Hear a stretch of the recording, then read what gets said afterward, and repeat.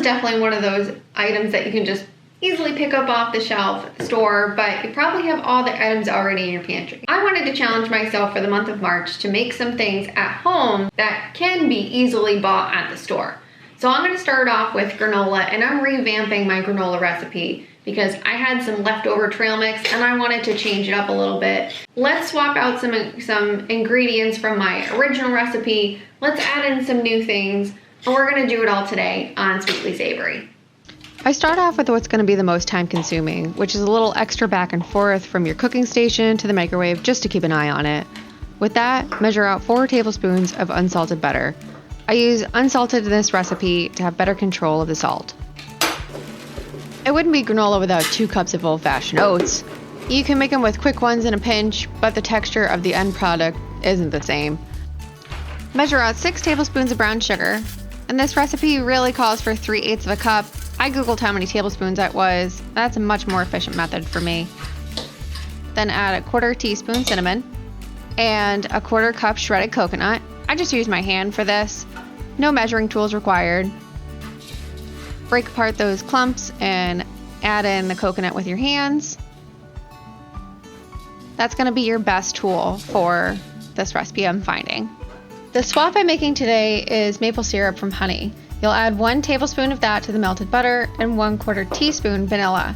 I find that mixing these together makes the syrup and the vanilla disperse throughout. If it's clumpy, the granola could be part soggy, part dried out. And nobody wants that. And mixing with my hands again because that's gonna be your best tool. Oh, and don't forget the salt. 1/4 teaspoon of coarse sea salt will help round out all the spices in this granola.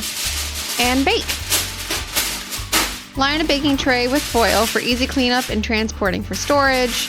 Then spread the granola evenly on the tray and bake at 250 degrees Fahrenheit or 121 degrees Celsius for 30 minutes. Alright, now get yourself about a cup of your favorite trail mix, and we're going to go ahead and blitz that up in the food processor, or you can always just use a knife, whichever way you find easiest. Now at about the halfway point, or when you start to smell the spices in the oven, you'll want to take it out and just move everything around a little bit for even baking purposes.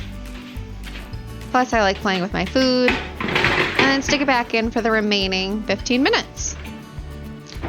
Once those 30 minutes are up, take off the sheets of foil from your baking tray and use them as funnels to get your granola into storage containers. Time for a little ASMR action.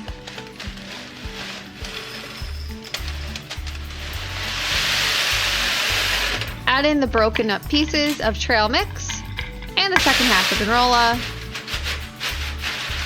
Lid up and shake to distribute everything.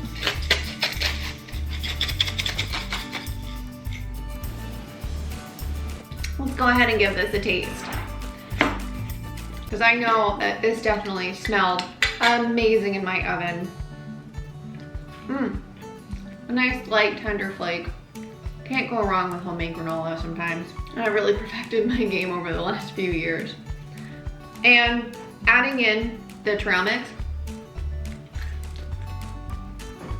I wasn't really looking for anything other than just to use up the last of my trail mix, because it's those broken pieces that just sit at the bottom of the bag. And thanks so much for watching this episode of Sweetly Savory. Make sure to check me out on Instagram and Facebook. I'll put links down below where you can find me on the socials. And make sure to tune in next time for more good eats on Sweetly Savory.